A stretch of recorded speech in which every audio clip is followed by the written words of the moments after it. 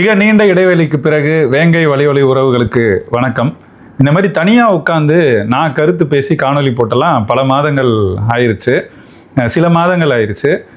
காரணம் 2 தான். வழக்கம் போல் அலுவல் பணி அது ஒரு பக்கம் ஓடிக்கிட்டு இருந்தாலும் கடந்த 2-2.5 மாதத்தில் தேர்தல் அதை ஒட்டி இருந்த பணிகள்னு கடுமையான ஒரு பணிச்சூழலுக்குள்ளே இருந்ததுனால தான் இந்த மாதிரி உட்காந்து காணொலி பேசுறதுக்கெலாம் நேரமோ காலமோ அதுக்கான என்ன ஓட்டத்துலையோ இல்லை. அதனால தான் பேசலை.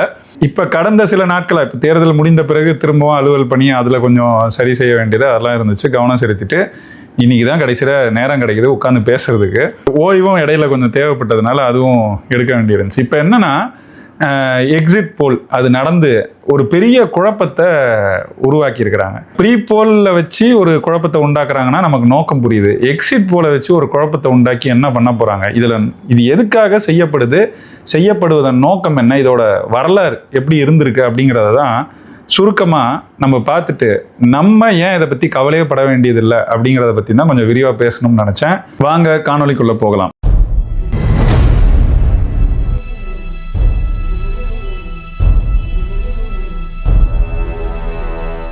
மீண்டும் ஒரு முறை அனைவருக்கும் வணக்கம். என்னன்னா எக்ஸிட் போல் கடந்த ஒரு 3 நாள் ஆச்சுன்னு நினைக்கிறேன். 29ஆம் தேதி கடைசி கட்ட தேர்தல் மேற்கு வங்கத்தில் நடக்குது. இந்த 5 மாநில தேர்தல்களில் கடைசி கட்டமாக மேற்கு வங்கத்தில் நடக்குது. நடந்து முடிந்த உடனே அன்னைக்கே எக்ஸிட் போல்ஸ் அப்படின்னு தேர்தலுக்கு பிந்தைய கருத்து கணிப்பு அப்படின்னு சொல்லி வெளியிடுறாங்க. இது இப்போ தான் வெளியிடுறாங்களா, பல காலமாக வெளியிடுறாங்க. நம்ம இதில் முதன்மையாக இந்த தேர்தலுக்கு வெளியிட்டதை பற்றி ஒரு கருத்தை சொல்கிறேன். 29ஆம் தேதி தான் மேற்கு வங்கத்தில் 2ஆம் கட்ட வாக்குப்பதிவு நடக்குது.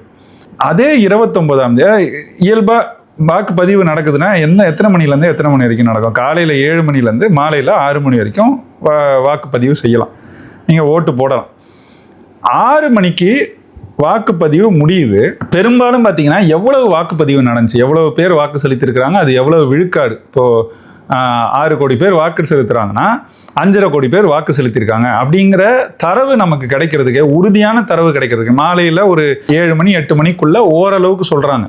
ஆனால் பெரும்பாலும் அதோட சரியான தகவல் அடுத்த நாள் காலையில் தான் தேர்தல் ஆணையமே வெளியிடும். ஏன்னா அத்தனாயிரம் பூத்துகள் இருக்குது, ஒவ்வொரு இடத்துல இருந்தும் இந்த செய்திகள் வர வேண்டியிருக்கு. அது மொத்தமாக தொகுத்து சொல்கிறதுக்கு ஒரு காலம் எடுக்குதுங்கிறத நம்ம புரிஞ்சுக்கிறோம். அப்படி இருக்கும்போது இத்தனாயிரம் பூத்துகள், ஒரு தேர்தல் ஆணையம், எல்லா இடத்துலையும் பணியாளர்கள் இருக்காங்க, அந்தந்த இடத்துல இருந்து அந்த தகவலை தரப்போகிறாங்க. இந்த மாதிரி சூழலில் அவங்களுக்கே கடுமையாக இருக்கிற ஒரு பணியை இந்த மாதிரி ஊடகங்கள், ஊடகம் சார்ந்த இந்த ஏஜென்சிஸ் நிறுவனங்கள் உட்கார்ந்து எப்படி 6 மணிக்கு வாக்குப்பதிவு முடியுதுன்னா 6:30 7 மணிக்கெல்லாம் ஒரு 5 6 7 8 நிறுவனங்கள் வரைக்கும் இந்த வாட்டி எக்ஸிட் போல்ஸ் அப்படின்னு அன்றைக்கு நடந்த வாக்குப்பதிவின் அடிப்படையிலையும் இந்த கருத்துக்களை வெளியிடுறாங்க அப்படிங்கிறது நமக்கு புரியாத ஒரு பெருவியப்பாக இருக்குது. இப்போ தமிழ்நாடை பொறுத்துக்கு 23ஆம் தேதி நம்ம வாக்குப்பதிவு செஞ்சிட்டோம். அதனால் 29 வெளியிடுறதுங்கிறது பரவாயில்ல. நான் தமிழ்நாட்டுக்கு கூட 2வது வரனே. மேற்கு வங்கத்தில் 29ஆம் தேதி தான் வாக்குப்பதிவு செஞ்சுக்கிட்டு இருக்காங்க. அதுக்குள்ள 6 மணி வரைக்கும் வாக்குப்பதிவு நடக்குது. இவங்க 6:30 மணிக்கெல்லாம் எல்லாருமே வெளியிட்டுட்டாங்கன்னா அது எப்படி இவ்வளோ பெரிய தரவை இத்தனாயிரம் பேர்கிட்ட எடுக்கப்படுறதா சொல்லப்படுற இந்த கருத்து கணிப்புகள் ஒரு 1/2 மணி நேரத்துக்குள்ள, இந்த வாக்குப்பதிவு முடிந்த 1/2 மணி நேரத்துக்குள்ள, இல்லை அதே நாளே எடுத்தாங்கன்னு கூட வச்சுக்கோங்களேன், எப்படி எல்லாத்தையும் ஒன்று சேர்த்து இந்த பர்சன்டேஜை கொண்டு வரதா இருக்கட்டும், விழுக்காடை கொண்டு வரதா இருக்கட்டும், அல்லது அதை வச்சு இன்ஃபரன்சஸ், இந்த வயதில் இவ்வளோ பேர் இப்படி வாக்கு செலுத்திருக்கிறாங்க, இதை வச்சு எக்ஸ்ட்ராபோலேட்டுன்னு சொல்லுவாங்க. அதாவது ஒரு 5000 பேர்கிட்ட எடுத்துட்டு அதை ஒரு 5 லட்சம் பேர் இருந்தால் எப்படி இருக்கும் அப்படிங்கிற ஒரு பார்வையை கொண்டு வரணும். அதுக்கு இவங்க ரொம்ப சரியான ஒரு முறைமை எப்படி வச்சுருக்காங்கன்னா, வயது அடிப்படையில் எடுத்துக்குவாங்க கருத்துக்களை. கேள்விகள் அதே தான் இருக்கும், வயது அடிப்படையில் எடுத்துக்குவாங்க. அது மட்டும் இல்லாமல் வெவ்வேறு சமூக சூழலில் இருக்கிறவங்க, இப்போ இங்கே எப்படி இருக்குன்னா forward caste, backward caste, MBC, SC, எஸ்டின்னு எல்லார்கிட்ட இருந்தும் தரவு எடுக்கிற மாதிரி இதை நமக்கு குறைந்தபட்சம் நமக்கு அப்படி தான் காட்டுறாங்க. அப்படி காட்டுறாங்கன்னா இவ்வளவு பேர்கிட்ட இருந்து எடுத்ததை அன்றைக்கு 29ஆம் தேதி 2ஆம் கட்ட வாக்குப்பதிவு மேற்கு வங்கத்தில் நடக்கிறதுலேருந்து இவங்க இதே மாதிரி எடுக்கிறாங்கன்னா எப்படி 6:30 மணிக்குள்ள இது எல்லாத்தையும் போட்டு அதுலேருந்து ஒரு இன்ஃபரன்ஸ், அதுலேருந்து என்ன புரிஞ்சுக்கிறாங்கன்ற செய்தியை எடுத்து நமக்கு வெளியிடுறாங்க அப்படிங்கிறது ஒரு புரியாத பெரு வியப்பாக தான் இருக்குது. நீங்கள் சிந்திச்சு பாருங்கள், லாஜிக்கலாக தர்க்க ரீதியாக உங்களுக்கு இது சரி, ஒழுங்காக செய்கிறாங்க, ஒழுங்காக செய்யறதுக்கான வாய்ப்பு இருக்குன்னு கூட உங்களுக்கு தோணுச்சுன்னா இந்த எக்ஸிட் போல்ஸை நீங்கள் சீரியஸாக எடுத்துக்கோங்க. இல்லைன்னா இதை அப்படியே புறந்தள்ளிட்டு போகிறது தான் நம்மளுக்கு நம்ம மனநிலைக்கு சரியாக இருக்கும்ன்றது என்னுடைய முதற்கட்ட கருத்து. ரெண்டாவது, தமிழ்நாடு எடுத்துக்குவோம். தமிழ்நாடை பொறுத்த வரைக்கும் இவங்க ஒரு 6 நாள் இருந்திருக்கு. அதனால் இந்த குறைபாடை நான் தமிழ்நாடு கூட பொருத்தி பார்க்கலன்னு வச்சுக்கோங்க. 6 நாள் இருக்குது, அதனால் இவங்க சரியாக அதை எடுத்து சரியாக செஞ்சுருக்காங்கன்னே வச்சுக்குவோம். ஒவ்வொருத்தரும் ஒவ்வொரு மாதிரி சொல்கிறாங்க. இப்போ சொல்கிறதுலேருந்து நம்ம புரிஞ்சுக்கிறது என்னென்னா, பெரும்பான்மையானவர்கள் சொன்னது திமுக மீண்டும் ஆட்சிக்கு வருது. சில இடங்களில் பெரும்பான்மையாக வருதுன்னு சொல்கிறாங்க, சில இடங்களில் ரொம்ப நெருக்கடியாக அதிமுகவுக்கும் அவங்களுக்கும் ரொம்ப நெருக்கமாக இருக்குது அப்படிங்கிற மாதிரி சொல்லுது.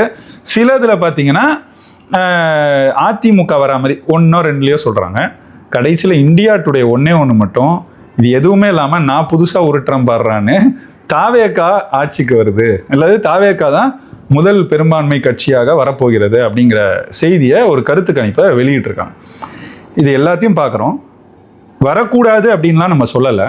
ஆனால் களத்துக்கு போன யதார்த்த ஒரு மனநிலையிலேருந்து பார்க்கும்போது விஜய் அல்லது தாவேகா அப்படிங்கிறது பெரும்பான்மையாக நகரங்கள், மாநகரங்களை சார்ந்த ஒரு ஒரு தாக்கத்தை ஏற்படுத்துறது போல தான் நம்ம பார்க்குறோம். ஒரு தாக்கத்தை ஏற்படுத்துதுன்னா ஏற்படுத்துது.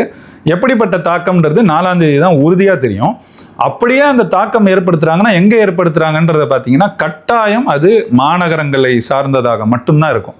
இதுக்கு முன்னாடி இதையத்தான் கமலஹாசனும் செய்தார். அதன் அடிப்படையில் பார்க்கும்போது அது ஒத்துப்போகுது. படித்தவர்கள் அதிகமாக இருப்பதாக சொல்லிக்கொள்ளும் மாநகரங்கள் எப்படி இப்படி இருக்கின்றன அப்படின்ற ஒரு கேள்வி வரும். அதெல்லாம் நம்ம தேர்தலுக்கு பின்னாடி கூட பேசிக்குவோம். இப்போ நம்ம பார்க்கும்போது இப்போ இது மாநகரங்களில் தான் தாக்கம் இருக்குங்கிறதா நமக்கு தெரியுது. கிராமங்கள் பக்கம் நம்ம போகும்போது யாருக்குமே பெருசாக தாவேகா பற்றியோ விஜய் பற்றியோ அல்லது அவங்க அரசியலுக்கு வந்திருக்காங்க, அரசியலில் ஒரு முக்கியமான இடத்துல இருக்க போகிறாங்கன்ற மாதிரி ஒரு புரிதலோ இல்லை ஒரு விழிப்புணர்வோ இல்லை அவங்க இருக்கிறாங்கன்றதை பற்றின ஒரு தகவலோ கூட தெரியாத நிலையில தான் இருக்கிறத நம்மளால் பார்க்க முடியுது. அதனால் நகரங்கள் இல்லை குறிப்பாக மாநகரங்கள் சார்ந்த ஒரு ஃபினாமினன் அப்படின்னா விஜய் அரசியல் வருகையோ தாவேகாவின் தாக்கத்தையோ நம்ம பார்க்க முடியும். இதை கமலோட ஒப்பிடும்போது நான் இந்த இந்தியா டுடேக்கு ஒரே ஒரு 2 பதில் மட்டும் சொல்லணும். ஒன்று, இந்தியா டுடே இதையத்தான் தேர்தலுக்கு முன்னாடியும் ஒன்று செஞ்சுது. என்ன செஞ்சதுன்னா, ஒரு கருத்து கணிப்பு, அதுவும் விஜய் 40 விழுக்காடோ 42 விழுக்காடோ இல்லை 35 விழுக்காடோ வாங்க போகிறத ஒரு செய்தி வெளியாச்சு. வெளியான உடனே எல்லாரும் அதை எடுத்து கேள்வி கேட்ட உடனே அது நாங்கள் எடுத்த சர்வே இல்லை, அது இன்டர்னலாக தாவேகா அவங்களே எடுத்த சர்வே, அதை எங்களுக்கு கிடைச்சது, அதை நாங்கள் வெளியிட்டோம், அது எங்கள் சர்வே கிடையாதுன்னு அவங்க தெளிவுபடுத்த தாவேகா பார்த்தீங்களா இந்தியா டுடேவே சொல்லிருச்சு அப்படின்னு அந்த செய்தி எடுத்து, அது தொடக்கத்தில் வந்த செய்தி எடுத்து அவங்க பரப்பன்னு இது ஓடிக்கிட்டு இருந்ததை நம்ம பார்த்தோம். அதே இந்தியா டுடே தான் மை ஆக்சஸ் ஏதோ ஒரு நிறுவனத்தோடு சேர்ந்து எடுத்ததில் தாவேகா 120 இடங்கள் வரைக்கும் பெறப்போகுது, ஆட்சி அமைக்க போகுதுங்கிற மாதிரி ஒரு கருத்து கணிப்பை எக்ஸிட் போல்ஸில் வெளியிட்டிருக்காங்க.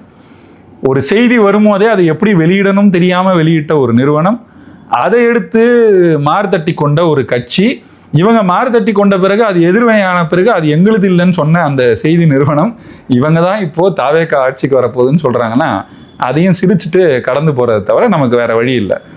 ரெண்டாவது, இதே இந்தியா டுடே மட்டும் இல்லை, இன்னும் நிறைய நிறுவனங்கள் எல்லாரும் சேர்ந்து முன்னாடியே என்ன செஞ்சாங்க அப்படிங்கிற அவங்க வரலாறை பார்த்தாலே நமக்கு பெரும்பாலும் புரிஞ்சிடும். கமலஹாசன் வரும்போது இப்போ எப்படி விஜய்னு போட்டு சில இடங்கள் 4லேருந்து 6, 2லேருந்து 6 அப்படின்னு காட்டுறாங்களோ அது போல தான் கமலஹாசன் வரும்போதும் 3லேருந்து 6, 4லேருந்து 8ன்னெல்லாம் கமலஹாசனுக்கும் காமிச்சாங்க.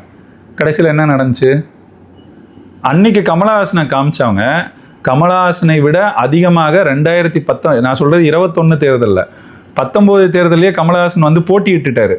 போட்டியிட்டு நாம் தமிழர் கட்சியை விட 0.1 விழுக்காட்டு வாக்குகள், 1 லட்சம் வாக்குகள் குறைவாக தான் பெற்றிருந்தார். அவ்வளவு பெரிய நடிகராக இருந்தும் அவருடைய கட்சி பெற்ற வாக்குகள் ஒரு 16 லட்சம் வாக்குகள். நம்ம நாம் தமிழர் கட்சி அப்போவே 17 லட்சம் வாக்குகள், 3.8 விழுக்காட்டு வாக்குகளை, 3.84 சரியாக சொல்லணும்னா வாக்குகளை அப்போது பெற்றிருந்தது 19. 21 திரும்ப இங்கே சட்டமன்ற தேர்தல் நடக்கும்போது திமுக கூட்டணி அதிமுக கூட்டணின்னு காட்டுறாங்க. சரி, 3வதாக மக்கள் நீதி மையத்தை வைத்து இங்கே ஒரு அரசியல் நடந்துச்சு, ரீபோலில் நடந்துச்சு, தேர்தலுக்கு முந்தைய கருத்து கணிப்பில் நடந்துச்சு, இந்த எக்ஸிட் போல்ஸ்லையும் நடந்து அதுலேயும் பார்த்தீங்கன்னா கமலஹாசன் மக்கள் நீதி மையம் MNMனு போட்டு அவங்க 3-6 4-8ன்னு காமிச்சு அந்த இடத்துலலாம் நாம் தமிழர் கட்சியை புறக்கணித்தது இந்த ஊடகங்கள். தொடர்ச்சியாக புறக்கணித்து தான் வச்சுருந்தாங்க. இதை நம்ம வரலாறாக பார்த்துருக்கோம். 19 நாம் தமிழர் கட்சி மற்றவையில் வைக்கப்பட்டது. 21 பெரும்பான்மையான ஊடகங்கள் மற்றவையில் தான் வைத்திருந்தது. 24 தான் காட்ட தொடங்குறாங்க இந்த பட்டியல்லையே. அப்பவும் அங்கீகரிக்கப்பட்ட மாநில கட்சியாக மாறிடுச்சு. இப்போ தவிர்க்க முடியாதுங்கிறதுனால தேர்தலுக்கு முந்தைய கருத்து கணிப்பு, இந்த ப்ரீ போல் இருக்குல்ல, அதில் இவங்க எல்லா இடத்துலையும் நாம் தமிழர் கட்சியை காமிச்சு குறைவான வாக்கு விழுக்காடு பெறுவோன்றதை அதில் போட்டு வச்சுருந்தாங்க. இப்போ எக்ஸிட் போல் வந்தவொடனே மீண்டும் விஜய 3வது இடத்துல வச்சு நாம் தமிழர் கட்சியை மற்றவை அப்படின்னு வச்சுட்டாங்க. நீங்கள் 26 தேர்தல் எடுத்தீங்கனாலே ஒரு 6 மாதத்துக்கு முன்பு மும்முனை போட்டி இதை பேசு பொருளாக்குனாங்க. எல்லாருக்கும் நினைவு இருக்குன்னு நினைக்கிறேன். எவ்வளவு கொடுத்தாங்க எவ்வளவு வாங்கினாங்கன்னு தெரில. இந்த சவுக்கு சங்கர் உட்பட எல்லா ஊடகங்களும் சேர்ந்து மும்முனை போட்டினாங்க. கடைசியில் ராமதாஸ் ஐயாவும் அம்மையார் சசிகலாவும் கூட்டணி வச்சு ஒரு முனையாக வரும்போது அவர்களையும் சேர்த்து கொண்டு 5 முனை போட்டின்னு சன் தொலைக்காட்சியே பேசுச்சு.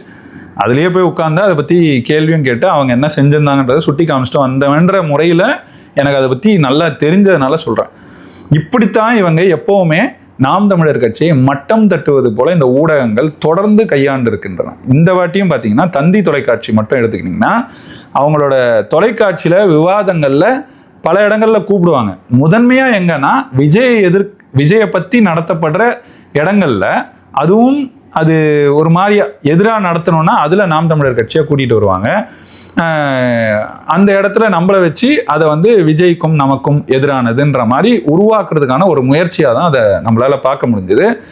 அதே தந்தி அவங்களோட செய்தித்தாளில் பார்த்தீங்கன்னா சரியாக தேர்தலுக்கு ஒரு 3 நாள் முன்பு அவங்க செய்தித்தாளை எடுத்து புரட்டும் போது தான் பார்க்குறேன் ஒரு துண்டு செய்தி, இந்த பிட்டு செய்தின்னு சொல்லுவாங்களே, அப்படி கூட நாம் தமிழர் கட்சியோட பரப்புரையை பற்றி அவங்க செய்தியை வெளியிடலை. ஆனால் தாவேகா மொத்தமாகவே விஜய் செஞ்சது 18 பரப்புரைகள் தான். இந்த மொத்த தேர்தலுக்கு அவர் செய்திருக்கிறது 18 பரப்புரைகள் தான். ஆனால் அண்ணன் சீமான் ஒவ்வொரு நாளும் 6-8 இடங்கள் வரைக்கும் பரப்புரை செஞ்சிருக்கிறாரு. அப்போ மொத்தமாக சேர்த்தா 190க்கும் மேற்பட்ட கூட்டங்களில் பேசியிருக்கிறாரு. இந்த வாகன பரப்புரையாக இருக்கட்டும் இல்லை பொதுக்கூட்டமாக இருக்கட்டும் இதெல்லாம் சேர்த்து 190. சிந்திச்சு பாருங்க, 10 மடங்குக்கும் மேலே அதிகமாக விஜய் செய்ததை விட செஞ்சிருக்கிறாரு. எத்தனாயிரம் கிலோமீட்டர் வந்திருக்கிறாருன்றது எல்லாமே வெளியிட்டிருக்கோம். ஸ்டாலின் அவர் செய்கிற முதல்வர் சரி, அவர் செய்கிற பரப்புரையை வெளியிடுறீங்க. எதிர்கட்சி தலைவர் எடப்பாடி பழனிசாமி செய்கிற பரப்புரையை வெளியிடுறீங்க. சரிதான், விஜய் அவர் செய்கிற பரப்புரை இல்லை செய்யாத பரப்புரை இல்லை அவங்க கட்சிக்காரங்க செய்கிற பரப்புரை வரைக்கும் எடுத்து வெளியிடுறீங்க. நாம் தமிழர் கட்சி சார்பாக அண்ணன் சீமானே இவ்வளோ பரப்புரை செஞ்சாரு, ஏன் ஒரு துண்டு செய்தியாக கூட அதெல்லாம் எடுத்து போடலைங்கிற கேள்வி, கோபம் நமக்கு அப்போ வந்தது. இதுதான் ஊடகம், இப்படி தான் இவங்கெல்லாம் செயல்படுறாங்கன்றதான் நம்ம புரிஞ்சுக்க வேண்டியிருக்கு. இந்த ஊடகங்கள் எப்படி செயல்படுதுங்கிறத இந்த தாவேகா சார்பாக பேசிக்கிட்டு இருந்த இந்த நபர்களே பேசினதே இருக்குது. ஃபெலிக்ஸ் ஜெரால்டு எடுத்துக்கோங்க, எப்படி இந்த ஊடகங்களோட பங்கு என்னங்கிறத தாவேக்காக பேசுகிற மாதிரி பேசியிருப்பாரு. இப்போ அந்த செய்தியை அவர் பேசினதை போட்டு காட்டுறேன். அதை நீங்கள் நடந்ததோட பொருத்தி பார்த்தீங்கன்னாலே உங்களுக்கே புரிஞ்சிடும். ரோல் ஆஃப் மீடியா பேசணும்னா ஒரு மீடியா என்ன வேலையை செய்யுது எல்லா பிரச்சனைகளும் மீடியா பப்ளிக் ஒபினியனை வந்து very important in moulding public opinion. Okay, அந்த பப்ளிக் ஒபினியனை மூலக்குள்ள செலுத்திக்கிட்டே இருக்கு. ஒரு முறை இல்ல, 1000 முறை சொல்லிட்டே இருக்கு. இவர் கிட்டவர் இவர் கிட்டவர் இவர் கிட்டவர் இவர் கிட்டவர் இவர் கிட்டவர் சொல்லிட்டே எங்க பார்த்தாலும் அதுதான் ரெடி. இப்போ ரொம்ப சிம்பிள்மா, நான் ஒரு எக்ஸாம்பிள் தரேன். நீ வந்து ஒரு சூப்பர் மார்க்கெட் போற, அங்க வந்து பேஸ்ட் அப்படின்னா ஒரு செக்ஷன்ல பேஸ்டா அடிக்கிறோம், ஷாம்புனா ஷாம்பு ஃபுல்லா ஒரு பக்கம் அடிக்கிறோம், இன்னொரு பக்கம் டீ பவுடர்னா இது மாதிரி அடிக்கிறோம். அப்ப ஒரு பேஸ்ட் பிராண்ட் 50 பிராண்ட் இருக்கு அப்படின்னு நம்ம பச்சை பேசலாம். ஒரு 50 பிராண்டையும் உட்காந்து அதோட பின்னாடி இன்கிரீடியன்ஸ், அதுல எவ்வளவு சால்ட் இருக்கு, எவ்வளவு சோடியம் இருக்கு, எவ்வளவு சுகர் இருக்கு, இப்பெல்லாம் நீ பாக்குறது இல்ல. You go pick up one brand, right? Yes. அது அந்த அந்த நீ எதுவுமே படிக்காம நேரா ஒரு பிராண்ட் எடுத்து வரல. அது சோப்புன்ற செக்ஷன்ல ஒரு 20-30 சோப் அடிக்குது. பட் எல்லா சோப்பையும் விட்டு ஒரு சோப்பை நீ பிக்கப் பண்ணிட்டு வரல. அதே மாதிரி காஃபி பவுடர் நிறைய இருக்குது. நம்ம பின்னாடி உள்ள இன்கிரீடியன்ஸ் எல்லாம் பார்த்துட்டு இது நல்ல காஃபி, இது கெட்ட காஃபி ஆராய்ச்சி பண்ணிட்டு எடுக்கிறோம். அப்போ நம்ம போய் டப்புனு ஒரு பேஸ்ட் எடுக்கிறோம், டப்புனு ஒரு சோப் எடுக்கிறோம், டப்புனு ஒரு காஃபி பவுடர் எடுக்கிறோம். இது ஏன் நம்ம பண்றோம்? ஏன்னா ஒருவேளை அந்த பிராண்ட் நமக்கு வந்து ஏற்கனவே பதிவாகி இருக்கும். எந்த பிராண்ட் உங்க மைண்ட்ல டூத் பேஸ்ட்னாலே கோல்கேட் அப்படி எனக்கு டக்குனு வருது. ஏன்னா சின்ன வயசுல நான் கோல்கேட் பாத்திருக்கேன். கோல்கேட் நீ பயன்படுத்திட்டே இல்ல, பாத்துட்டே இருந்திருப்ப. அப்போ ஒரு இமேஜ் இல்லைன்னா ஒரு ஐடியா, அந்த ஐடியாவை திருப்பி உன் மைண்ட்ல அனுப்ப நீ அன்கான்ஷியஸா கடைக்கு போகும்போது டப்புன்னு அந்த பேஸ்ட் எடுத்து வந்துருவேன். இதுதான் மீடியா பண்ற வேலை. இதுக்கு தான் மீடியாவுக்கு அவ்வளோ அந்த பேஸ்ட் கம்பெனி அவ்வளோ காசு கொடுக்குது. அவங்களுக்கு அந்த பேஸ்ட் வந்து நல்ல பேஸ்ட் கெட்ட பேஸ்ட்ன்றதை விட அந்த பேஸ்ட் திருப்பி உன் மைண்டுக்குள்ள போயிட்டே இருக்கணும். போக 1000 பேஸ்ட் இருந்தாலும் டப்புன்னு பண்ணி அந்த பேஸ்ட் எடுத்து வர, 1000 ஷாம்பு இருந்தாலும் நீ வந்து எது உன் கான்ஷியஸ்ல அதிகமாக புகுத்தப்பட்டிருக்கோ அதை போய் எடுத்து வர. அதுதான் விளம்பரமும் செய்யுது. திருப்பி ஒரே விளம்பரம் எதுக்கு வந்துட்டே இருக்குது. நம்ம தான் தெரியாது எதுக்கு திருப்பி வந்துட்டுனா உன் மூளைக்குள்ள அதை பதிவு வைக்கிறது தான். அதே தான் கேம் நடக்குது. திருப்பி விஜய் கிட்டவர் சொல்ல ஆட்டோமேட்டிக்கா ஒன் டே நீ என்ன பண்ண ஆரம்பிச்சுவ, விஜய் கிட்டவர் அப்படின்னு புரிய ஆரம்பிச்சுவ. இதைத்தான் இவர்கள் செய்து கொண்டிருக்கிறார்கள். அதோடைய அவுட்கம் தான் இவ்வளவு நெகட்டிவ் அவர் மேல பரப்பப்படுது. பார்த்துருப்பீங்க. இதே மாதிரி தான் இன்னொரு வாடகை வாயரான சவுக்கு சங்கர் இருந்தார் இல்லையா, இப்போ பேசுறாரா பேசலையான்னு கூட தெரியல, அந்த அளவுக்கு தான் இப்போ அவர் இருக்காரு. அவர் பேசிக்கிட்டு இருக்கும்போது இந்த பிரசாந்த் கிஷோர் இவங்கள மாதிரி அவங்களோட வேலை செஞ்சா அவங்கள மாதிரி வேலை செய்கிறவங்க ஒருத்தரை வச்சுக்கிட்டு அவரே சொன்னதை அவங்க பேசிக்கிட்டதை பாருங்க. ஒரு நல்ல கட்சியை கூட ஒரு கெட்ட கட்சி போல நம்மளால காட்ட முடியும்னு பேசிக்கிறாங்க. தமிழ்ல ஒரு பழமொழி உண்டு, கரைப்பார் கரைத்தால் கல்லும் கரை. ஒரு நல்ல கட்சியை கூட மோசமான கட்சின்னு ப்ரொபகண்டா பண்ண முடியும். திரும்ப இவங்க ரொம்ப மோசம், இவங்க அதை பண்ணிட்டாங்க இதை பண்ணிட்டாங்கன்னு சொல்லி ஒரு பொய்யை கூட பல 100 தடவை சொல்லும்போது ஒருவேளை கரெக்டா இருக்குமோன்னு ஜனங்கள் சந்தேகப்படக்கூடிய அளவுல பண்ணிடலாம். திரும்ப ரிப்பீட்டடா மொபைல்ல பார்க்க அவனுக்கு either he get confused or he change his mind. So இது எது நடந்தாலும் சந்தோஷம். அப்ப இந்த மாதிரி நபர்கள்லாம் இந்த ஊடகத்துல உட்கார்ந்துட்டு இருந்தாங்கன்னா ஊடகங்கள் எப்படி இருக்கும்? முதன்மை ஊடகங்கள் இப்படி இருக்கு, உண்மையை பேசுறோம் அப்படிங்கிறதுனால தான் வலையொலியை அதிகமா மக்கள் பார்க்க திரும்புறாங்க. ஏன்னா முதன்மை ஊடகங்கள் பொய் பேசுது, இல்லை ஒரு நரேட்டிவ்காக யாருக்காகவோ பேசுது, அதுல சரியான கருத்துக்கள் நமக்கு வரல அப்படிங்கிறதுனால தான் மக்கள் இப்படி திரும்புறாங்க இந்த பக்கம். ஆனா இந்த பக்கம் திரும்பினா வலையொலியில அதுக்கு மேல வணிகம் செய்யறாங்க அப்படிங்கிற நிலையை பார்க்கும்போது தான் உண்மையிலேயே நமக்கு ஒரு ஆற்றாமை, ஒரு கோபம், ஒரு அறச்சீற்றம் எல்லாமே வரத்தான் செய்யுது. நமக்கு கிடைக்கிற வாய்ப்பு நம்மை போன்ற இந்த மாதிரி சிறிய ஊடகங்களில் உட்காந்து நம்மளே நம்ம கருத்தை பேசி போடுறது தான். அதை தொடர்ச்சியாக நம்ம செய்வோம். இதில் குறிப்பாக என்னென்னா கடைசியாக நம்ம எப்படி பார்க்கறது, இது எல்லாம் நடக்குது எல்லாம் சரி, ஆனால் இது எப்படி நம்ம பார்க்கறது அப்படின்னா ஒரே ஒரு செய்தி தான். இந்த எக்ஸிட் போல்ஸ் இது வரைக்கும் எப்படி நடந்திருக்குன்றதை நீங்கள் எடுத்து பார்த்தாலே 2014 நடந்த எனக்கு நல்லா நினைவு இருக்குது. அதில் வந்து 300 இடங்களுக்கு மேலே மோடி, 350 வரைக்கும் மோடி பெறுவார் அப்படிங்கிற மாதிரி சொல்லியிருந்தாங்க. அதுக்கு பிறகு அவர் பெரும்பான்மையாக தான் வெற்றி பெற்றார். நான் அந்த வெற்றி அந்த வகையிலையும் குறைச்சி சொல்லலை, ஆனால் அவங்க சொன்ன அளவுக்கு பெறலை. அதுக்கு அடுத்த தேர்தலில் பார்த்தீங்கன்னா 2019 தேர்தலில் அதை விடவும் இன்னும் அதிகமாக வாங்குவாங்கன்ற மாதிரி தான் காமிச்சாங்க. இது 2 கூட பரவாயில்லைங்க, அதுலேயும் ஓரளவுக்கு வாங்கிட்டாங்க. 303 அவங்க கூட்டணியாக சேர்ந்து வாங்கினாங்கன்னு நினைக்கிறேன். 2024 400 இடங்கள்ல வெல்லுவார், 370 இல்லை 380க்கு மேலே தான் கட்டாயம் வெல்லுவாங்க பாஜக அப்படின்னு சொல்லி மீண்டும் மீண்டும் மீண்டும் பேசிக்கிட்டு இருந்தாங்க. கடைசியில் என்ன நடந்துச்சு? சந்திரபாபு நாயுடும் நிதிஷ்குமாரும் இல்லாமல் ஆட்சியே அமைக்க முடியாதுங்கிற நிலைக்கு வந்து நின்றுச்சு. அப்போ ஒரு 130 140 இடங்கள் பற்றி நம்ம பேசுகிறோம். இதில் இடைவெளி எக்ஸிட் போல்ஸ் நான் சொல்கிறது 130 இடங்கள் வேறுபாடு இருக்குது அப்படின்னா இவங்க எப்படிப்பட்ட கணிப்புகளை நடத்துகிறாங்கன்றதை நீங்களே புரிஞ்சுக்கோங்க. அதனால் இவங்களெல்லாம் ரொம்ப அதிகமாக ஏற்றுக்கிட்டு இல்லை எடுத்துக்கிட்டு மக்கள் பேசுகிறாங்க அப்படின்னா மக்கள் பேசுகிறத வச்சோ இல்லை இவங்க பேசுகிறத வச்சோ நம்ம இதை பார்க்க வேண்டிய தேவையே இல்லை. ஏன்னா மக்களுக்கு தொடர்ச்சியாக இதை மாதிரி செஞ்சால் என்ன நடக்குங்கிறதான் ஏற்கனவே நான் காமிச்ச அந்த 2 காணொலிகளில் பேசிக்கிறாங்க. இப்போ நம்ம செய்ய வேண்டியதெல்லாம் 4ஆம் தேதி வரைக்கும் அமைதியாக வேடிக்கை பார்ப்போம். ஏன்னா இதை நம்ம ஏற்கனவே கமலஹாசன் வரும்போது பார்த்தோம், அதே தான் இப்போ நடக்க போகுது. டிடிவி தினகரனும் வந்தார், அப்பவும் பார்த்தோம், அதே தான் இப்போ நடக்க போகுது. நடக்கிறத அமைதியாக வேடிக்கை பார்ப்போம். 4ஆம் தேதி வரட்டும். இவங்க சொல்கிறது போலலாம் நடக்கவே நடக்காது. களத்தில் இருந்தோம், உழைச்சிருக்கோம், முழுமையான உழைப்பை கொடுத்துருக்கோம். நம்மளை குறைவாக வாங்குவோன்னு சொல்கிற ஒருத்தர் கூட நம்ம உழைக்கலன்னு சொல்லலை. மிக கடுமையாக உழைச்ச கட்சி இந்த வாட்டி தேர்தல்னா நாம் தமிழர் கட்சின்னு எல்லாரும் பதிவு செய்கிறாங்க. அதிகமான கூட்டங்களில் பேசினது அண்ணன் சீமான்னு பதிவு செய்கிறாங்க. ஆனால் அவங்களுக்கு நம்ம வெல்லுவோம், சென்ற முறை வாங்கியதை விட அதிகமாக வாங்குவோம் அப்படின்னு பேசுறதுக்கு மனம் இல்லை, அது ஏதோ ஒன்றும் இல்லை. ஒவ்வொரு முறையும் இவர்கள் இப்படி தான் இருந்திருக்கிறார்கள். அதை தாண்டி தான் நம்ம வந்திருக்கோம். 2019 மற்றவையில் இருந்தோம், 21 மற்றவையில் இருந்தோம், 24 வந்துட்டோம். ஆனால் அங்கீகரிக்கப்பட்ட கட்சியாகவே அவங்க சொன்னதுக்கும் நம்ம வந்து 6.8 வாங்கியிருந்தோம். அதை நம்ம தக்க வச்சுக்கிறதே கஷ்டம்னாங்க. அதை தாண்டி 8.2 வாங்கி அங்கீகரிக்கப்பட்டோம். இப்போ 3, 4, 5ன்னு சொல்கிறவங்க சொல்லிக்கிட்டே இருக்கட்டும். என்ன வாங்க போகிறோம் 4ஆம் தேதி தெரியாதான் போகுது. அதுக்கு பிறகு எல்லாரும் பேச தான் போகிறோம். இதெல்லாம் பெருசாக எடுத்து குழப்பிக்காமல் நம்ம களத்தில் எப்படி இருந்தோமோ அதே மாதிரி வீரத்தோடு நிற்போம். 4ஆம் தேதி மீண்டும் சந்திப்போம். நன்றி, வணக்கம்.